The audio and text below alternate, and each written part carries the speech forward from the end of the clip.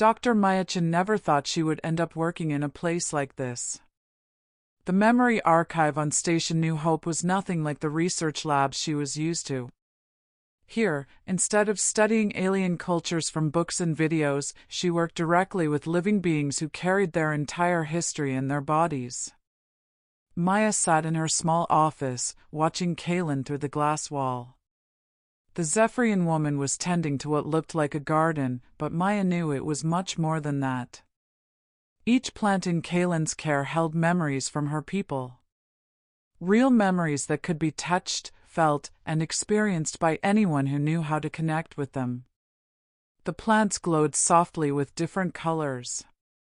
Blue ones held happy memories, red ones kept sad experiences, and golden plants stored the most important moments in Zephyrian history. Kaylin moved between them like a dancer, her pointed ears twitching as she listened to whispers that only she could hear. Maya had been studying Zephyrian culture for 3 years, but she still felt like an outsider looking in. The Zephyrians were so different from humans. They could share thoughts and feelings just by touching each other.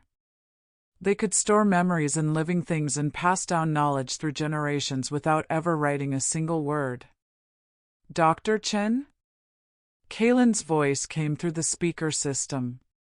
Even through the machine, her words sounded like music. Would you like to see something special today? Maya stood up and walked into the garden room. The air smelled like flowers and something else she couldn't name. Maybe it was the scent of memories themselves. What did you want to show me? Kaylin smiled, and Maya noticed how her ears moved forward when she was excited. A new memory plant grew overnight. This has never happened before. Usually, memory plants take weeks to develop, but this one appeared in just a few hours. Maya followed Kaylin to a corner of the garden where a small silver plant sat in a crystal pot. The plant seemed to pulse with its own inner light, and Maya felt drawn to it in a way she couldn't explain. What kind of memories does it hold? Maya asked. I don't know, Kaylin admitted. That's what makes it so strange. Every memory plant I've ever seen carries familiar experiences, things that happened to my people. But when I try to read this one, I sense something different. Something that feels human. Maya stepped closer to the plant. Human? How is that possible? I was hoping you could help me figure that out, Kaylin said. Memory plants should only respond to Zephyrian consciousness, but this one seems to be calling to you. Maya looked at the plant more carefully. It was beautiful in a way that made her chest feel tight. The silver leaves seemed to shift and move even though there was no wind in the room. What would happen if I touched it? Kaylin's ears flattened against her head, a sign Maya had learned meant worry. I don't know. No human has ever tried to connect with a memory plant before. It could be dangerous. But Maya was already reaching out. Something about the plant felt familiar, like looking at a photo of a place she'd visited in a dream. Her finger brushed against one of the silver leaves. The world exploded into light and sound and feeling. Maya found herself standing in a place that wasn't the garden room. She was in a vast space filled with floating islands, each one covered in different kinds of plants. But these weren't normal plants, they were made of pure thought and emotion, growing in soil that sparkled like stardust. Welcome, said a voice behind her. Maya turned and saw Kaylin, but this wasn't the same Kaylin from the garden room. This version glowed with soft light, and her eyes held depths that seemed to contain entire universes. Where are we? Maya asked. We're inside the memory plant, Kaylin explained. But this isn't just any memory. This is a bridge memory, a connection between your mind and mine that the plant created when you touched it. Maya looked around at the floating islands. I don't understand. How can there be a memory of something that just happened? Time works differently here, Kaylin said. The plant didn't just store what happened when you touched it. It stored what could happen between us, all the possible futures where humans and Zephyrians learn to share memories and thoughts. As Kaylin spoke, Maya began to see images flowing through the air around them. She saw herself and Kaylin working together, sharing knowledge that neither of their species had possessed alone. She saw humans learning to grow memory plants, and Zephyrians discovering new ways to preserve their culture. She saw a future where the two species became something greater together than they had been apart. "This is incredible," Maya whispered. "But why is this happening to us?" "I think," Kaylin said slowly, "we were meant to find each other. My people have legends about bridge keepers, individuals who could connect different species through shared consciousness. The legends say that when the time was right, the bridge keepers would appear to guide our people into a new age of cooperation." Maya felt a warm sensation spreading through her body. "Are you saying we're these bridge keepers?" "I'm saying the memory plant seems to think so," Kaylin replied. "Look." Maya followed Kaylin's gaze to see that new islands were forming around them. Each one showed different scenes of humans and Zephyrians working together. In some, they were exploring distant planets. In others, they were solving problems that neither species could handle alone. In all of them, Maya and Kaylin stood at the center, helping others form the same kind of connection they had discovered. "We need to get back," Maya said suddenly.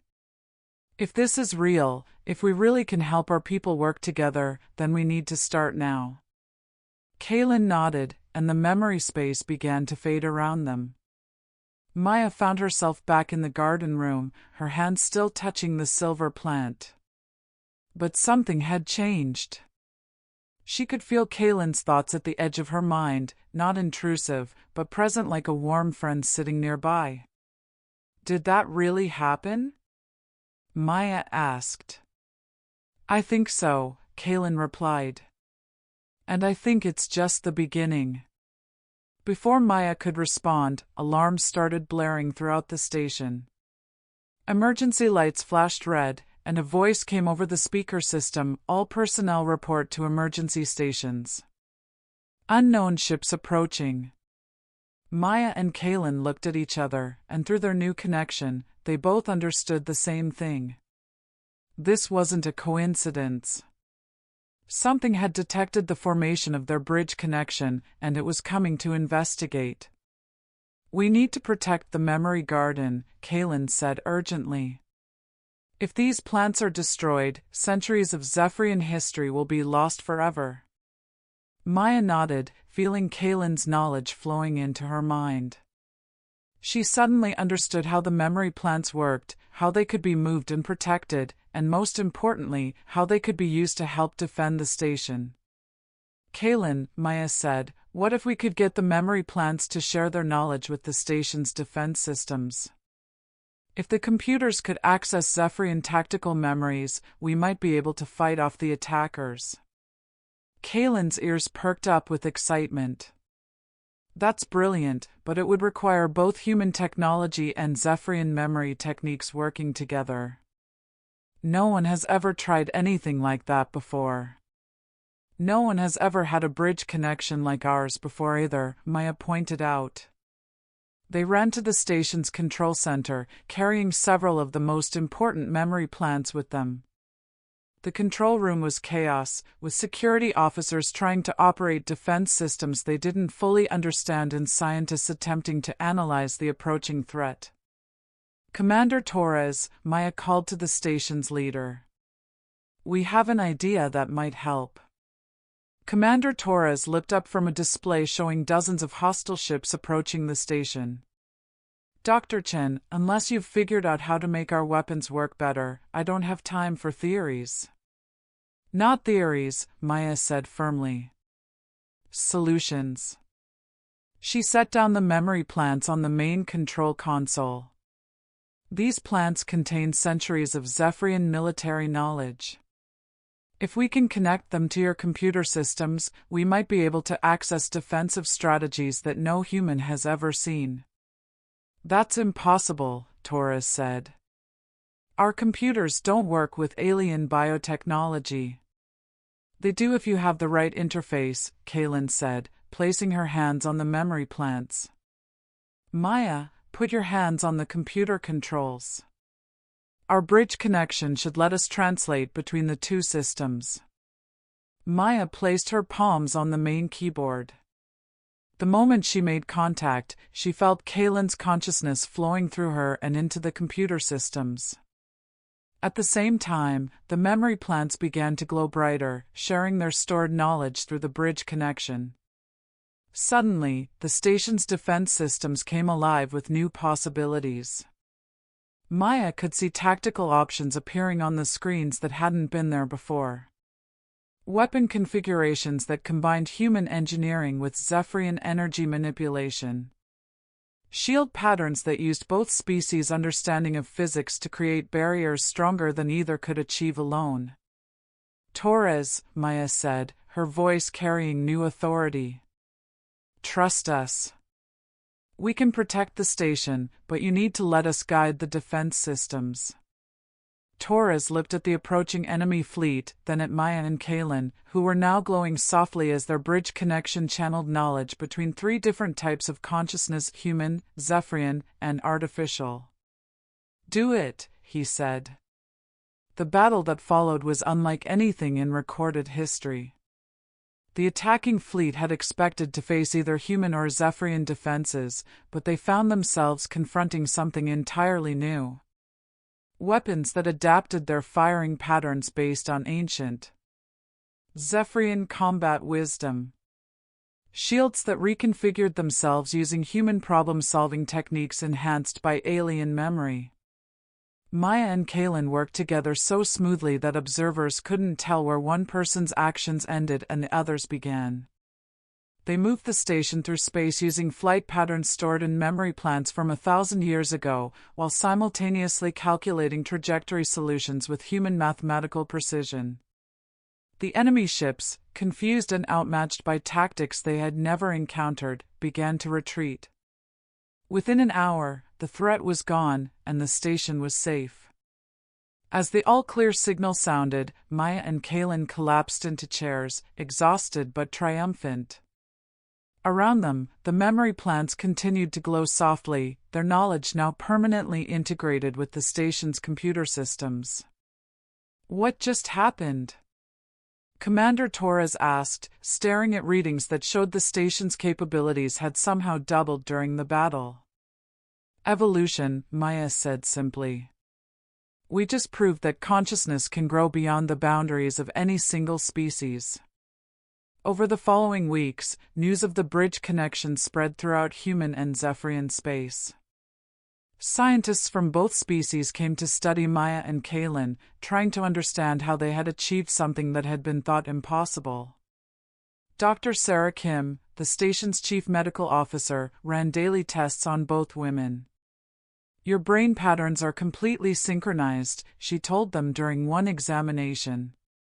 It's as if you share a single consciousness that happens to live in two bodies. Is that dangerous? Maya asked. I don't know, Dr. Kim admitted. You're the first bridge-connected pair in known history. But your physical and mental health seem to be improving rather than declining. If anything, the connection appears to be making you both stronger. Maya nodded, feeling the truth of that statement through her link with Kaylin. She could access memories and knowledge that belonged to the Zephyrian woman, but she hadn't lost her own identity. Instead, she felt like she had become a larger version of herself. Dr. Kim, Kaylin said, we've been discussing the possibility of training others to form bridge connections. If Maya and I can teach other humans and Zephyrians to create these links, we could revolutionize how our species work together. Dr. Kim looked excited by the possibility. That could change everything about interspecies cooperation. But we'd need to be very careful. The wrong kind of connection could be harmful or even deadly. We know, Maya said. That's why we want to start with volunteers who are already working closely together. Scientists, diplomats, people who have spent years learning to understand other species. The first group of volunteers arrived a month later. 10 humans and 10 Zephyrians, all individuals who had dedicated their lives to building bridges between their peoples. Maya and Kaylin worked with them in the memory garden, teaching them how to open their minds to connection while maintaining their individual identities. The process wasn't easy. Several volunteers couldn't form connections at all, and others found the experience too overwhelming to continue. But 5 pairs, 10 individuals total, successfully created stable bridge links. Each new bridge pair brought their own unique abilities to the group. Dr. James Wright, a human linguist, connected with Venari, a Zephyrian poet, creating a bridge that allowed them to translate not just words but entire concepts between languages. Engineer Lisa Park bonded with Zethrin, a Zephyrian inventor, and together they designed technologies that neither species could have imagined alone. As the bridge network grew, Maya began to understand that they were creating something much larger than individual connections. Each new bridge added to a growing web of shared consciousness that spanned both species. "We're becoming something new," she told Kaylin one evening as they walked through the memory garden together. The plants around them glowed more brightly than ever, fed by the expanded network of bridge connections. "Not becoming," Kaylin corrected gently. "We're becoming what we were always meant to be." My people's oldest memories speak of a time when consciousness flowed freely between all thinking beings. Perhaps we're not creating something new, but remembering something very old. Maya smiled, feeling the warmth of their connection and the broader network that now linked dozens of minds across 2 species. "Either way, it's beautiful." Their peaceful moment was interrupted by urgent chiming from Maya's communication device. Commander Torres appeared on the small screen, looking worried. "Maya, Kaylin, we have a situation. A delegation from the Zephyrian High Council is approaching the station, and they're demanding to speak with you immediately. According to our diplomatic contacts, they're not happy about the bridge network you've been building." Maya and Kaylin exchanged glances, sharing concern through their connection. "What kind of not happy?" Maya asked. "The kind that involves bringing warships," Torres replied grimly. "They'll be here in 6 hours." As the communication ended, Maya felt fear ripple through the bridge network. All the connected pairs could sense that something threatening was approaching, even those who hadn't been told about the High Council ships. "We need to call a meeting," Kaylin said. "Everyone in the network should know what we're facing." They gathered in the main conference room an hour later. The bridge pairs sat together, their connections creating a web of shared awareness that filled the room with an almost tangible sense of unity. Maya looked around at the faces of people who had become family through their mental links. "The Zephyrian High Council is coming," she began. "They view our bridge network as a threat to traditional Zephyrian culture." Venari, the Zephyrian poet, spoke up. "The Council fears that bridge connections will weaken our people's connection to our ancestors. They believe that sharing consciousness with humans will dilute Zephyrian spiritual purity." "But that's not what's happening," protested Dr. Wright, Venari's bridge partner. "Through our connection, I've gained access to Zephyrian ancestral memories that go back thousands of years. If anything, the bridges are preserving your culture, not destroying it." "The Council doesn't see it that way," Kaylin said sadly. "To them, bridge connections represent contamination of something sacred. They would rather preserve our culture in isolation than risk changing it through contact with other species." Maya stood up, feeling the determination of the entire network flowing through her. "Then we need to show them they're wrong. When the Council arrives, we'll demonstrate that bridge connections don't destroy Zephyrian culture, they fulfill it. Over the next few hours, the bridge pairs worked together to prepare for the Council's arrival. They gathered the most important memory plants and arranged them in patterns that told the story of Zephyrian history. They prepared demonstrations showing how bridge connections had enhanced rather than diminished their abilities. Most importantly, they practiced sharing their experiences in ways that would help the Council understand what they had achieved. When the Zephyrian ships arrived, they brought not just the High Council, but also representatives from several other alien species who had heard about the bridge network. The station's main assembly hall was packed with beings from across the galaxy, all wanting to witness this unprecedented meeting. High Counselor Thalen, the leader of the Zephyrian delegation, was an imposing figure whose age showed in the intricate patterns of scars on his arms, traditional marks that recorded important life events. His ears remained rigidly upright as he surveyed the assembled crowd. Members of the bridge network, he began, his voice carrying the formal tones of ancient authority, you stand accused of violating the sacred laws that govern Zephyrian consciousness. By sharing your minds with alien beings, you have contaminated the pure connection that links our people to our ancestors. Maya stepped forward, feeling the support of the entire network flowing through her. Honored Counselor, we respectfully disagree. Through our bridge connections, we have discovered that consciousness has no species boundaries. The ancestors you speak of left records showing they once shared their minds with many different kinds of beings. Impossible, Thalen declared. Our records show that Zephyrians have always maintained mental purity. Your current records show that, Kalen said, moving to stand beside Maya. But the memory plants contain older knowledge that has been forgotten. She gestured to the ancient plants arranged around the hall. These memories predate the current High Council by millennia. They remember a time when Zephyrians were bridge builders, not bridge breakers. To demonstrate their point, Maya and Kalen approached the oldest memory plant in the collection. Together, they placed their hands on its ancient leaves, sharing their bridge connection with the plant's stored knowledge. The hall filled with soft golden light as the plant responded to their touch. Suddenly, everyone present could see the visions flowing from the memory images of ancient Zephyrians working alongside dozens of different species, their minds linked in networks that spanned entire star systems. This is fakery, Thalen protested, but his ears had shifted to positions that Maya now recognized as uncertainty mixed with awe. This is truth, said a new voice from the back of the hall. Everyone turned to see an elderly Zephyrian woman making her way through the crowd. She moved slowly, leaning on a walking stick, but her eyes held the depth of someone who had lived through centuries of history.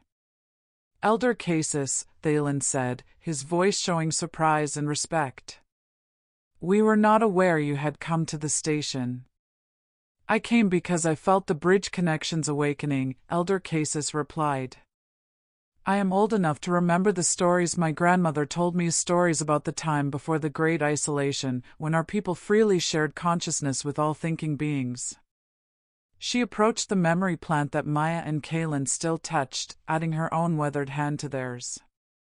The golden light grew brighter, and new images appeared in the air above them. See, Elder Casus said, her voice carrying the weight of ancient wisdom. These memories show the truth the High Council has forgotten.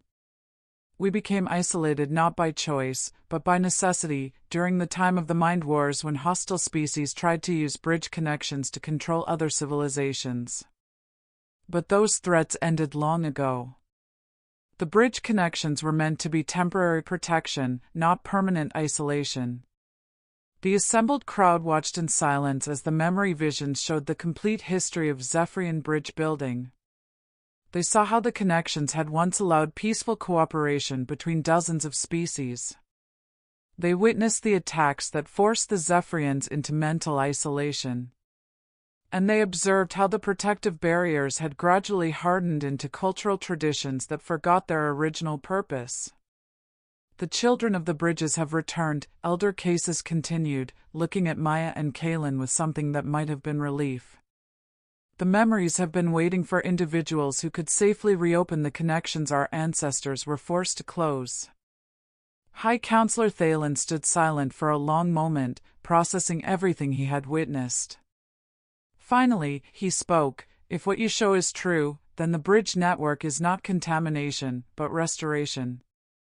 More than restoration, Maya said, feeling the excitement of the entire network flowing through her. These connections allow us to solve problems that no single species could handle alone. They let us share knowledge and perspectives in ways that make all of us stronger.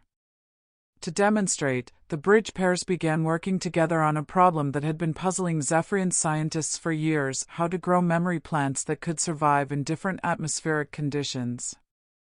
By combining human botanical knowledge with Zephyrian memory techniques, they developed a solution in minutes that would have taken months of traditional research. Remarkable, admitted Thalen. But what guarantees do we have that these connections won't be misused as they were in ancient times? The connections themselves provide the guarantee, Kaylin explained. Bridge links only work between individuals who genuinely respect and care for each other. They can't be forced or faked. The hostile species in ancient times tried to create artificial connections, but real bridges require trust and mutual understanding. Elder Casis nodded approvingly. The children speak wisdom.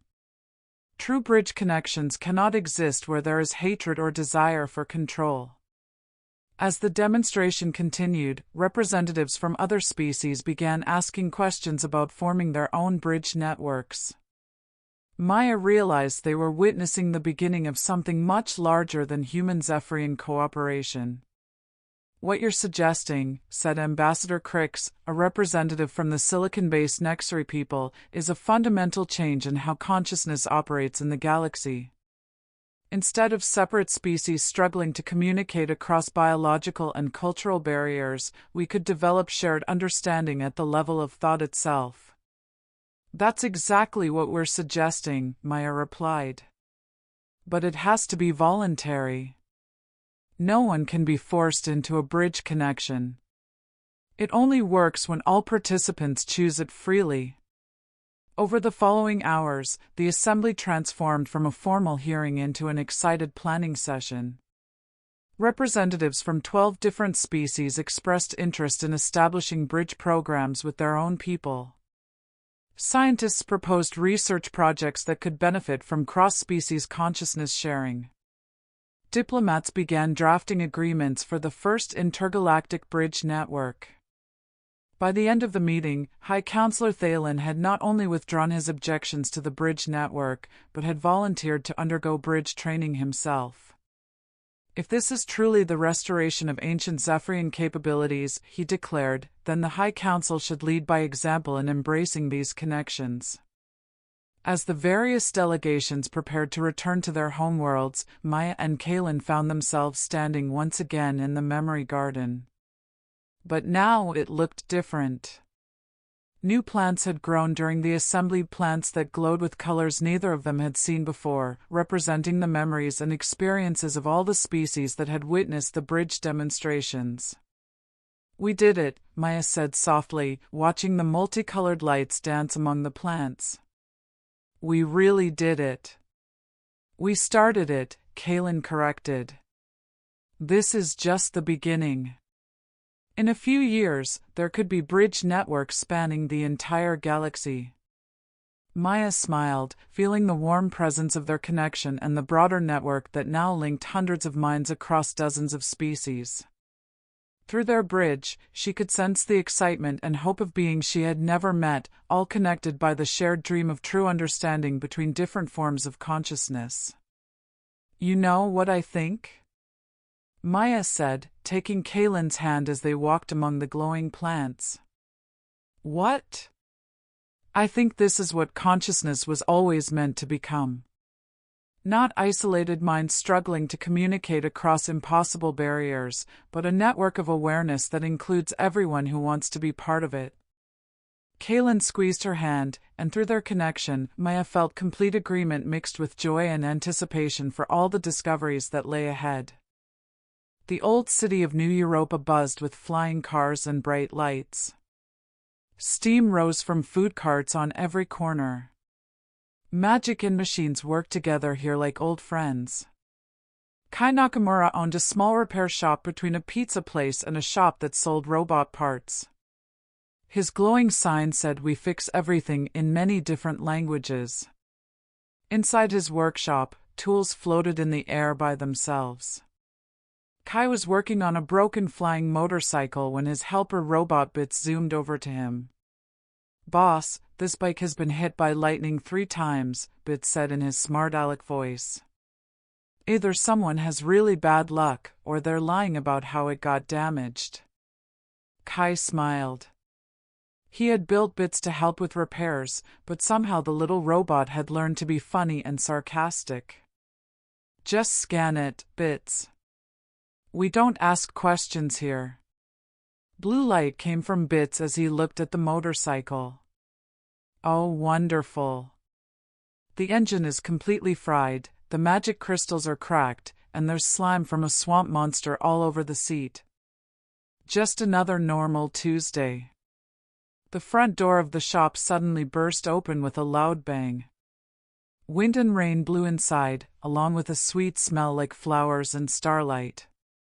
A person in strange armor stumbled through the door, breathing hard.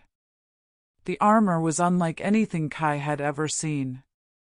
It looked like it was made from moonlight and dreams. Silver metal flowed like water, and tiny stars seemed to dance inside the plates. Steam rose from the hot metal. Well, Bits whispered, his joke program seeming confused. That's definitely not from around here. The stranger fell against Kai's work table, knocking tools everywhere. Through the damaged helmet, Kai saw pale skin and pointed ears. Another costume enthusiast, he thought. The underground racing scene was full of people who changed how they looked. But then he noticed something strange. The armor's surface showed pictures and symbols that hurt his eyes to look at. Power cells hummed with sounds that made his teeth feel funny. The metal seemed to breathe like it was alive. Okay, Kai said carefully. What's wrong? The person lifted their head slowly. Behind the cracked visor, their eyes looked like tiny galaxies full of stars. When they spoke, their voice sounded like music from far away. Please help me, they said softly. Bits's sensors spun nervously. Boss, my computers are going crazy. Either this armor runs on magic that shouldn't exist, or I need a serious tune-up. Kai walked around his work table, his repair instincts taking over despite feeling worried. The damage was terrible. Burn marks had melted armor pieces together. There were holes from weapons he didn't recognize. Cracks showed that forces no human armor could survive had hit this suit. This will take time, he said. And it won't be cheap. The stranger reached into a belt bag and pulled out a handful of crystal chips that glowed with their own light. They clinked on the work table like musical raindrops. Bits moved a scanner toward the crystals, then quickly pulled it back. Boss, these are either the fanciest money I've ever seen, or someone's trying to pay us with bottled starlight. Both, the stranger whispered, then fell unconscious. Kai caught them before they hit the floor, surprised by how light they felt despite the heavy armor. Up close, he could see how the living parts and machine parts worked together. Glowing pathways ran under clear armor pieces like veins made of light. Bits, clear Workstation 3 and check the air for poison or radiation. See what's keeping our customer alive. Already doing it, boss. And Kai, whatever this armor is made from, it's not in any of my files. Either we're looking at the most advanced prototype ever built, or we just got our first customer from another planet. Outside, the storm kept raging. But inside Kai's messy workshop, surrounded by broken dreams and fixed metal, something amazing had started. The stranger's armor pulsed gently in the warm light, and Kai wondered what kind of battles were fought in space, and what kind of warrior would look for safety in a place where no questions were asked and hearts, whether made of metal or flesh, could be healed quietly. 3 weeks had passed since the storm brought his most unusual customer. Kai's evening routine now had an unexpected pattern. Every sunset, she would appear at his workshop door. No big entrance this time, just a soft beep from his motion sensors and the quiet sound of advanced motors. She never talked during these visits. Just a small nod hello before sitting on the strong repair platform. Her armor would power down with musical sounds that reminded Kai of whale songs played through crystal bells. He had grown to like the silence. It let him focus on the complex work her biomechanical systems needed.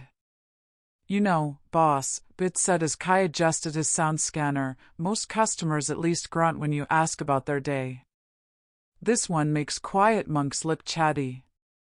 Kai tuned the scanner's frequency, watching wave patterns dance on his screens.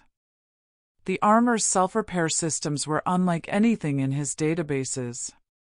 Crystal networks rebuilt themselves piece by piece, guided by some kind of living computer he couldn't understand. "Maybe she's just tired of explaining herself," Kai said quietly, running his fingers along a section where plasma fire had almost broken through to the main power lines.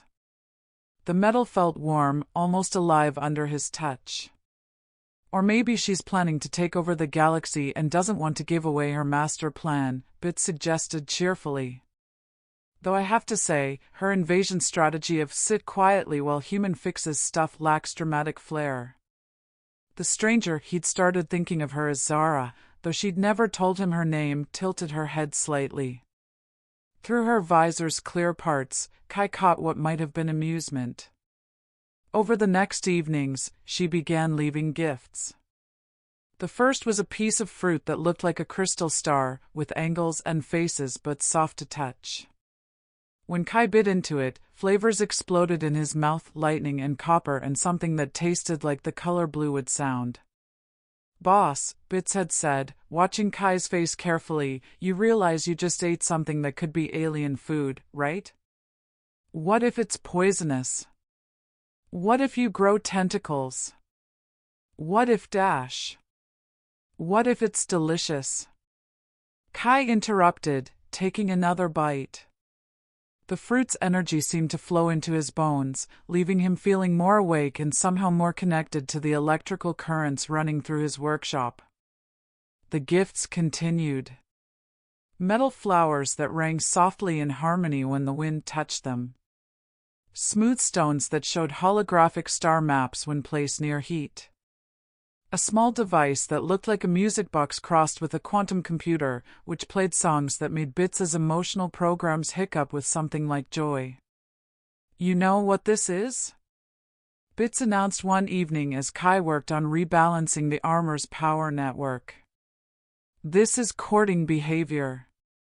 She's bringing you shiny objects like some kind of high-tech penguin." "Penguins don't bring quantum music makers as gifts," Kai replied, though he found himself smiling at the thought. "The good ones do." Zara's armor had become Kai's evening meditation. Each part needed different techniques. Neural interface clusters that responded to brain waves. Power cells that needed sound vibrations to keep their crystal structure. Joint pieces that somehow knew what movement the wearer wanted to make before they made it. His hands had developed a natural understanding of the alien technology, as if the armor was teaching him its language through touch. The workshop itself was changing. Zara's gifts created a system of gentle light and beautiful sound that made the cramped space feel bigger, more alive. Customers began commenting on the atmosphere, though they couldn't quite say what had changed. "It's like your shop has better energy," Mrs. Chen from the noodle stand had said, picking up her repaired riot gear. "Very peaceful feeling." "You hire a decorator?" "Something like that," Kai had replied, watching Zara's musical flowers chime in response to Mrs. Chen's laughter. One evening, as Kai worked on a particularly complex neural pathway connection, he realized Zara was watching his hands with intense focus. Not his face, not his equipment, his hands specifically, as if they held secrets she was trying to figure out. "Bits," Kai whispered, "compare my repair techniques from 3 weeks ago versus now." "Already did, boss. Your precision has improved by 37%. Your speed is up 42%, and your success rate with unknown technology has gone from educated guessing to borderline miraculous. Either you've been secretly going to night school, or something is upgrading your brain." Kai paused, thinking about this. His grandmother had always said their family had good hands for machinery, but lately his intuition felt almost supernatural. He could sense stress fractures before his scanners found them, predict part failures days early, understand alien technology as if he'd grown up with it.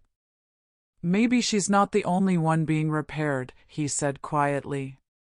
Bits's optical sensors focused on him with unusual intensity.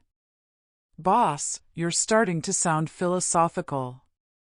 Should I run a check on your logic centers?" "Run one on yours first. You've been making jokes about relationships between species for the past hour. I prefer to think of it as expanding my comedy skills into xenobiology. It's a growth market."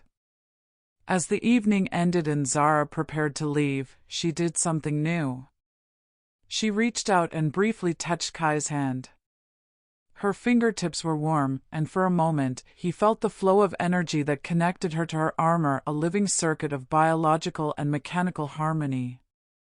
Then she was gone, leaving behind only the faint smell of lightning and starlight, and Kai wondering what kind of worlds made people who could make metal sing and silence speak volumes about trust.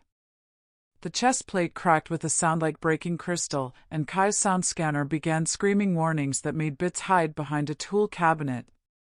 "Well," the drone muttered, "that's either a very expensive mistake, or we just discovered something that's going to rewrite alien biology textbooks.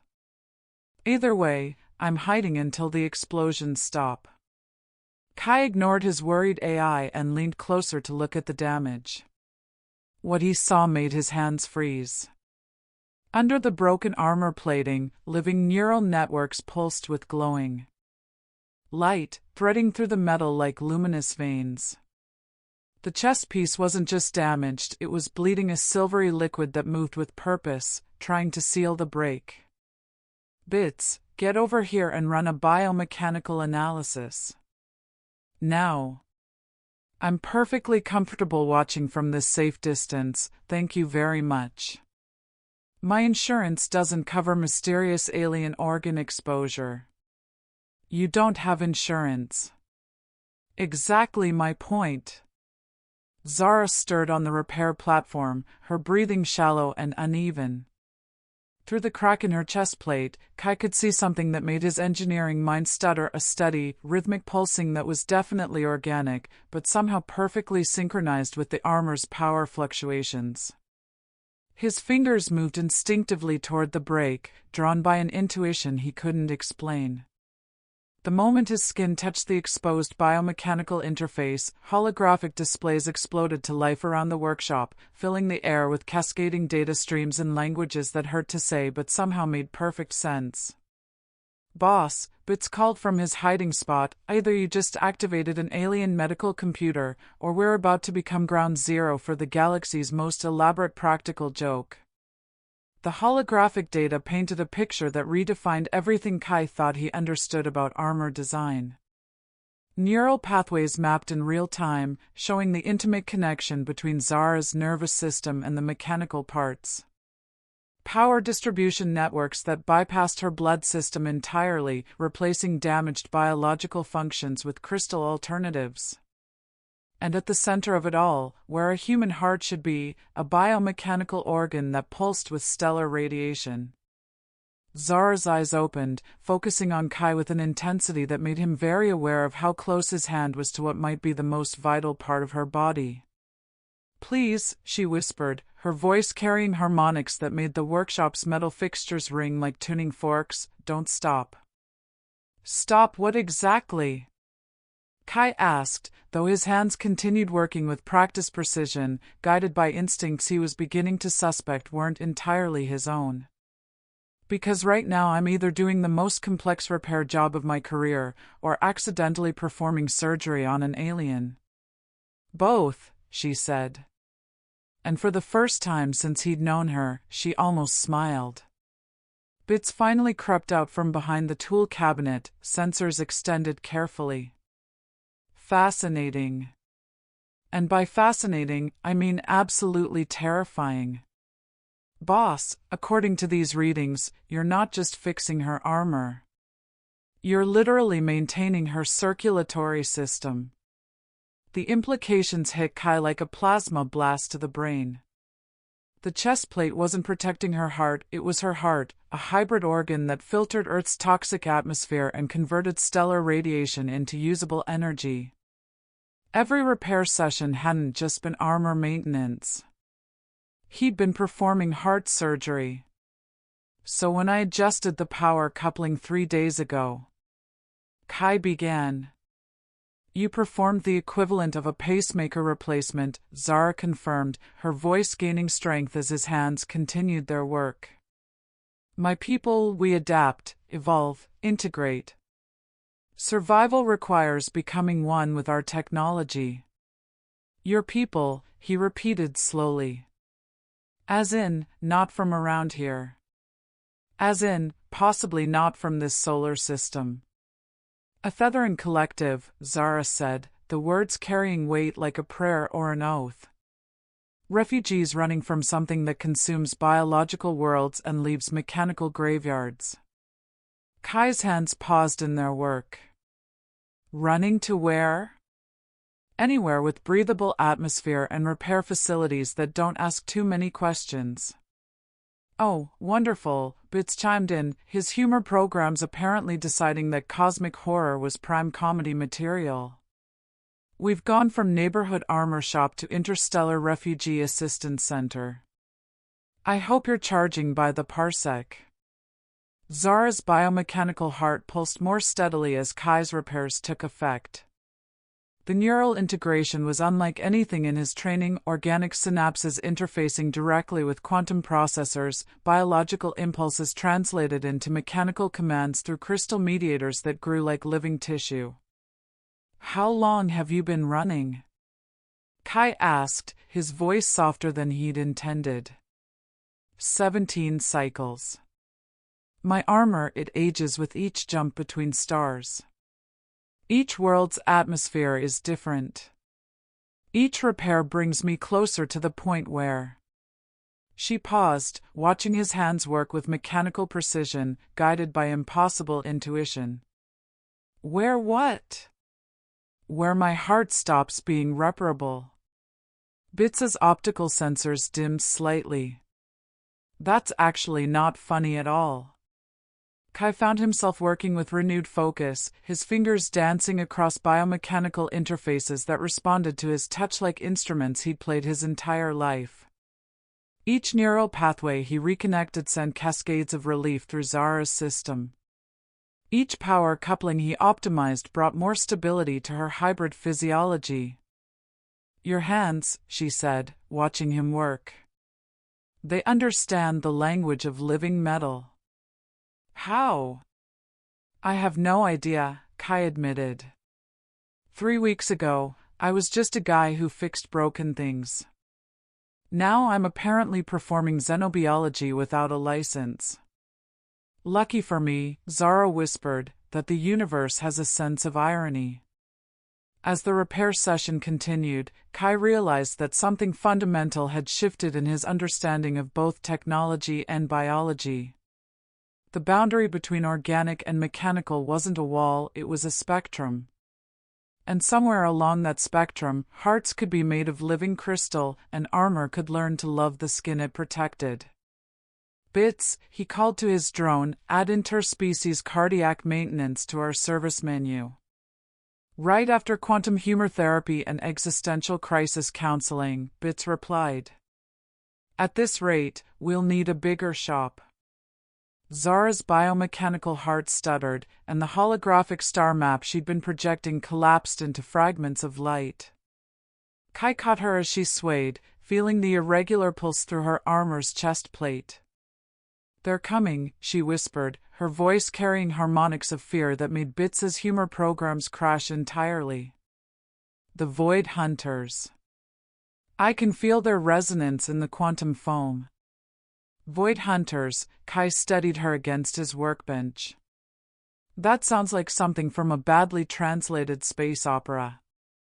"I wish it were fiction," Zara said, her fingers dancing across control surfaces that materialized from her armor's surface. "They consume biological worlds, strip them down to base elements, then rebuild them as mechanical hives. Earth is directly in their expansion path." Bits rebooted his personality matrix with an audible click. "Well, that's just fantastic. First we become an interstellar repair shop, now we're apparently a cosmic early warning system. What's next? Intergalactic catering?" Kai helped Zara to the reinforced chair he'd built specifically for her sessions. Her armor's diagnostic displays painted the workshop walls with cascading warnings in 3 languages and several mathematical concepts that made his head ache. "How long do we have?" he asked, though part of him wondered why he was using "we" like he'd suddenly joined some kind of resistance movement. "Months, perhaps weeks. My bioarmor's quantum sensors are degrading. Each repair session extends my operational capacity, but the fundamental matrix is breaking down." "So fix it," Kai said, reaching for his resonance scanner. "We've been maintaining your systems for weeks. Whatever's wrong, we can dash." Not with Earth technology, Zara's smile carried the weight of 17 cycles running from mechanical death. "My heart engine requires stellar radiation to function properly. Your sun's spectrum is insufficient. I'm slowly starving to death."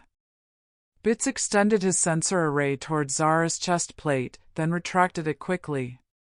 "Boss, her power levels are dropping faster than my faith in organic beings' ability to make sensible life choices. At this rate, she's got maybe 2 weeks before her biomechanical integration fails completely." Kai set down his tools, processing this information with the methodical approach that had kept his business running in New Europa's chaotic industrial sector. "What do you need to get back to fighting strength?" "I'm not going back to fight," Zara said, her voice gaining strength as her armor's auto-repair systems kicked in. "I'm going to activate a beacon. One last message to rally the scattered refugee fleets." "A beacon that does what exactly?" "Awakens the Aetherin defense grid. Ancient orbital platforms that have been dormant for centuries, waiting for the right quantum signature." Bits's optical sensors focused on her with renewed interest. "And you just happen to carry this quantum signature around in your spare time?" "In my heart engine, yes. The biomechanical matrix contains genetic keys passed down through 17 generations of Aetherin navigators. But activating it requires complete synchronization between organic and mechanical systems." Kai looked at the diagnostic displays still painting his walls with warnings. "Synchronization that your failing heart engine can't achieve alone." "Exactly. But theoretically, if someone with an intuitive understanding of biomechanical interfaces were to assist." "Theoretically, yes." Bits rotated his sensor array between them like he was watching a tennis match played with cosmic significance. "Are we seriously discussing Kai performing some kind of interspecies technological mind meld? Because my liability subroutines are having what I believe you organics call a complete breakdown." Before Kai could respond, alarms began blaring throughout the industrial sector. Emergency broadcasts crackled through the workshop's communication array, reporting unidentified energy signatures detected at the edge of the solar system. Void Hunter Scouts, Zara said, her armor's displays shifting to tactical configurations. They're already here. Through the workshop's reinforced windows, Kai could see government aircraft swarming over New Europa like mechanical wasps. His comm unit buzzed with evacuation orders, but he ignored them, focused on the alien woman whose heart engine was the key to humanity's survival. "How long to prepare the beacon?" he asked. "With your help?" 6 hours for complete biomechanical synchronization. And without your help, Earth becomes another mechanical graveyard. Bits hovered between them, his humor protocols apparently deciding that imminent planetary extinction was the perfect time for comedy. "Well, boss, on the bright side, if this goes wrong, we'll all be too dead to worry about malpractice lawsuits." Kai began powering up his most sensitive equipment, resonance scanners, neural interface adapters, and a prototype biomechanical synchronizer he'd been tinkering with after studying Zara's armor. "Bits, run a full workshop security sweep and encrypt our work logs.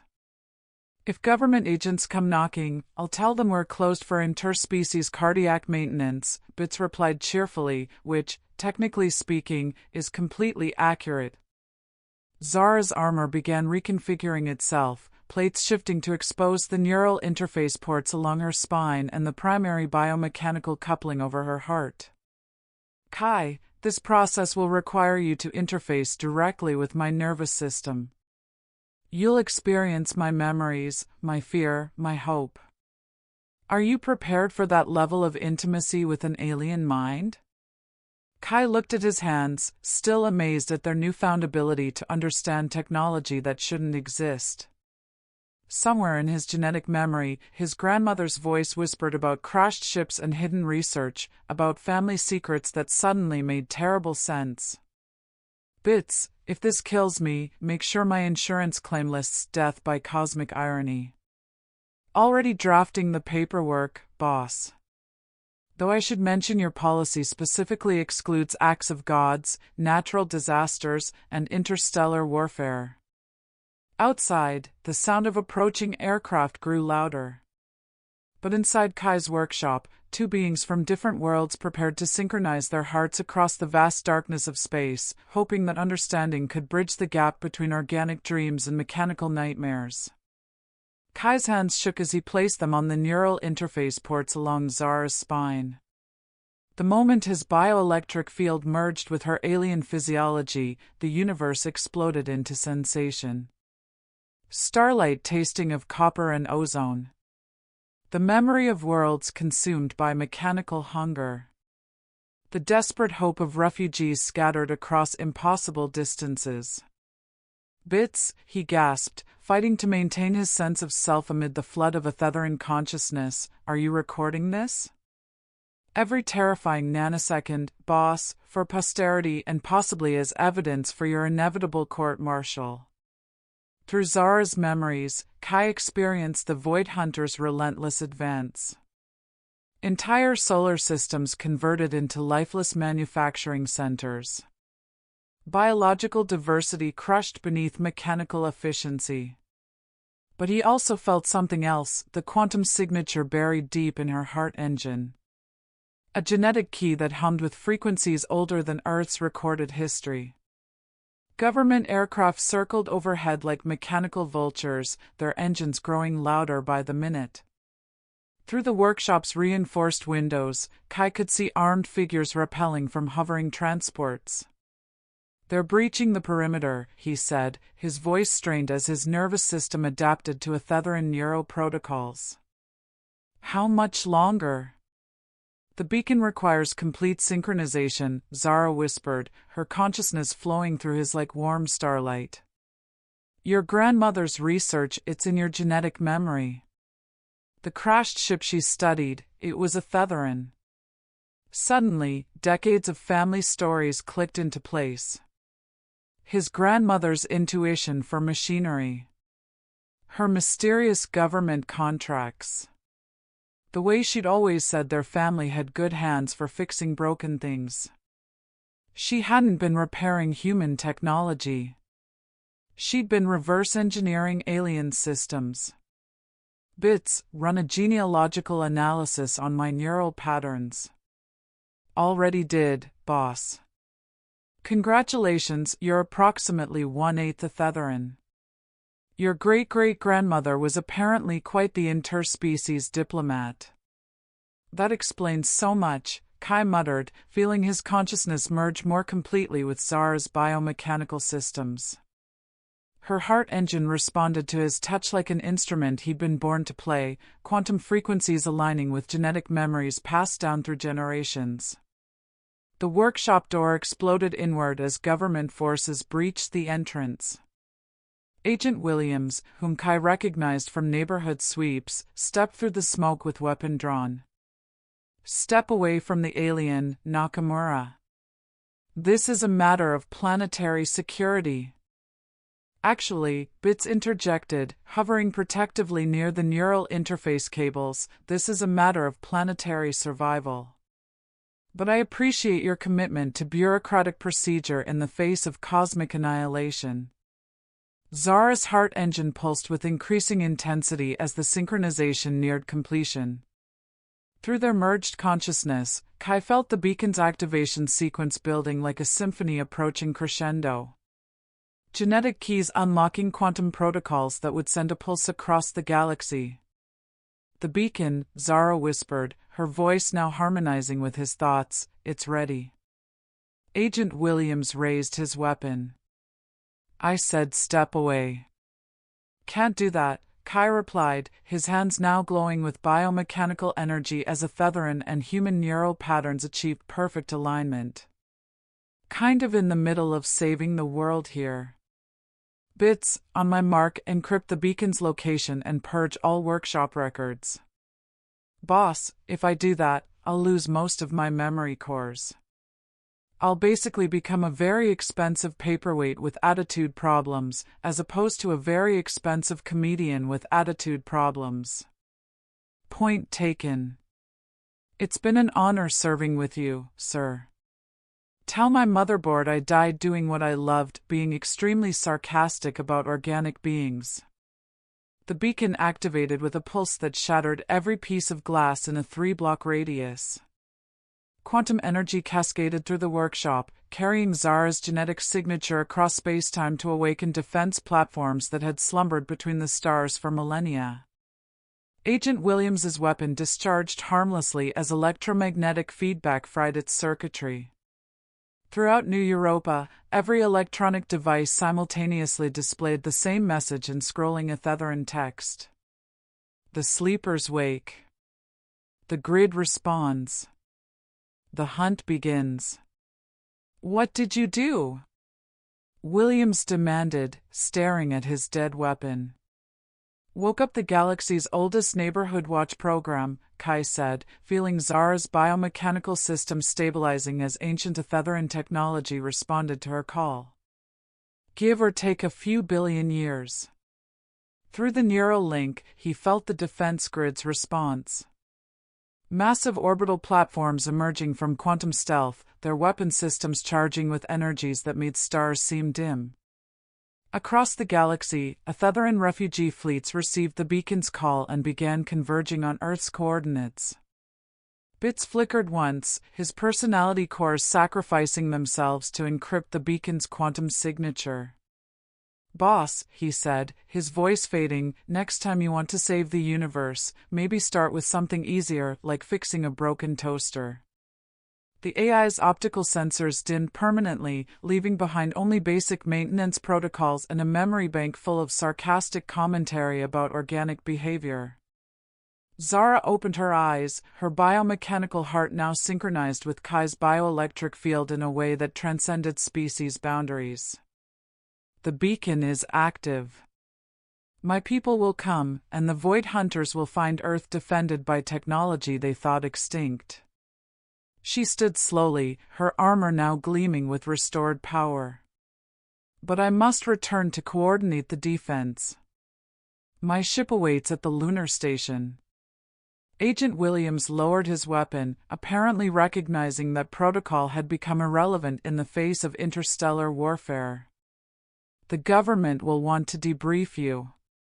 Tell them to send their questions to the Athetheran embassy, Kai said, helping Zara calibrate her armor's new human-enhanced subsystems. We'll be accepting diplomatic applications sometime next century. As Zara prepared to leave, she touched Kai's hand one final time. Through their lingering neural connection, he felt her gratitude, her hope, and something deeper, the knowledge that understanding could bridge any distance, whether between species or stars. Your grandmother would be proud, she said. You've inherited more than her intuition for machinery. What's that? Her gift for finding beauty in broken things and making them whole. Zara departed for the stars, her biomechanical heart enhanced with human engineering principles that would help her survive the war ahead. Kai remained in his workshop, now humanity's first xenotechnologist, monitoring the skies and maintaining equipment for a universe that had suddenly become much larger and infinitely more interesting. Outside, New Europa's industrial sector hummed with new purpose as Earth prepared to take its place in a galaxy where hearts could be made of living starlight, and silence could speak volumes about the deepest connections between worlds.